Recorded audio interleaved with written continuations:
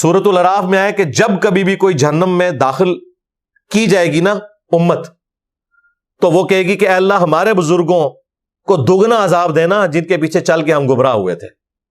اللہ تعالیٰ فرمائے گا تمہارے لیے بھی دگنا ہے اور تمہارے بزرگوں کے لیے بھی دگنا ہے، کیونکہ تم بھی تو آنے والوں کے لیے بزرگ بنے ہوئے ہو نا. یہ آج جو علماء کے نام اتنے احترام سے لیتے ہیں، کیوں لے رہے ہوتے ہیں؟ کل کو انہوں نے بوڑھا ہونا ہے نا تو ان کے نام بھی احترام سے لیے جائیں.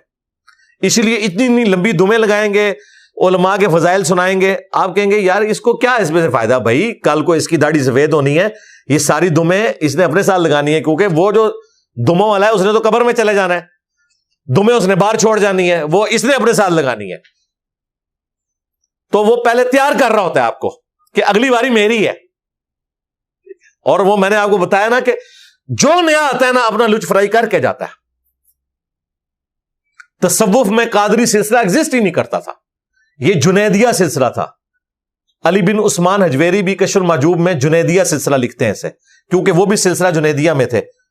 علی بن عثمان حجویری کے جو پیر صاحب تھے نا وہ 2 واسطوں سے جنید بغدادی کے مرید تھے، اور عبد القادر جیلانی 4 واسطوں سے جنید بغدادی کے مرید تھے. عبد القادر جیلانی کا سلسلہ ذرا تھوڑا چال پڑا تو وہ جنیدیہ سلسلہ ہی دنیا سے ختم ہو گیا. اب اس سلسلے کو قادری کہا جاتا ہے، عبد القادر کی وجہ سے قادری.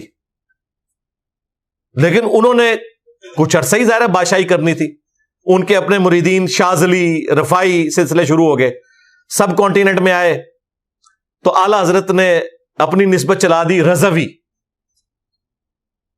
الیاس قادری صاحب کے نام کے ساتھ دیکھیں نا لکھا ہوتا ہے مولانا الیاس قادری رضوی ضیائی. اچھا پھر الیاس قادری صاحب نے کہا کہ میں بھی اپنا حصہ ڈالوں، انہوں نے اپنے مریدوں کا آپ لگاؤ اتاری. پہلے تو سال لگاتے رہے، پھر انہوں نے خود ہی ایک ویڈیو میں کہا کہ یہ نام بہت لمبا ہو گیا، آپ ڈائریکٹ اتاری لکھا کرو.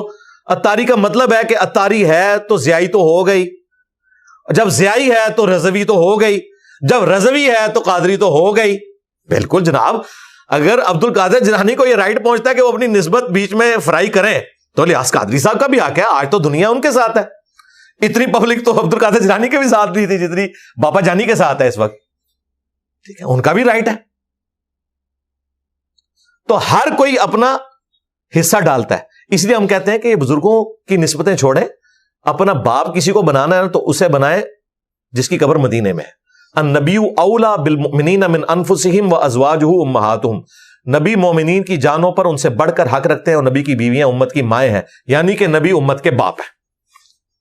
باپ بار بار بدلنے کی ضرورت کوئی نہیں. اور دیکھیں بدبخت کتنے ہیں، 4 جو ٹاپ کے اولیاء تھے نا، امت کے نہیں اس کائنات کے ٹاپ کے اولیاء، ابو بکر عمر عثمان و علی، اگلی امتوں میں بھی یہ 4 بندے ان کے اصحاب سے بھی افضل ہیں. ان کے نام کا آپ کو کوئی سلسلہ نہیں نظر آ رہا. کہیں آپ نے سنا ہے سلسلہ صدیقیہ؟ سلسلہ ہے، اس کا نام نقشبندیہ رکھا ہوا ہے، کہتے ہیں ابو بکر صدیق تک جاتا ہے، تو صدیقیہ کیوں نہیں ہے؟ فرق دیکھا؟ سلسلہ فاروقیہ کوئی نہیں ہے، سوروردی ہے، کہتے ہیں حضرت عمر فاروق تک جاتا ہے بابے کے نام پہ رکھا ہوا ہے. اور بابا کون؟ 7ویں صدی ہجری میں. عثمانیہ کوئی نہیں، ان تک تو سلسلہ بھی کوئی نہیں جاتا، وہ اتنی مظلوم ہستی ہیں. اور حضرت علی تک قادری اور چشتی سلسلے جاتے ہیں، لیکن نام کیا ہے؟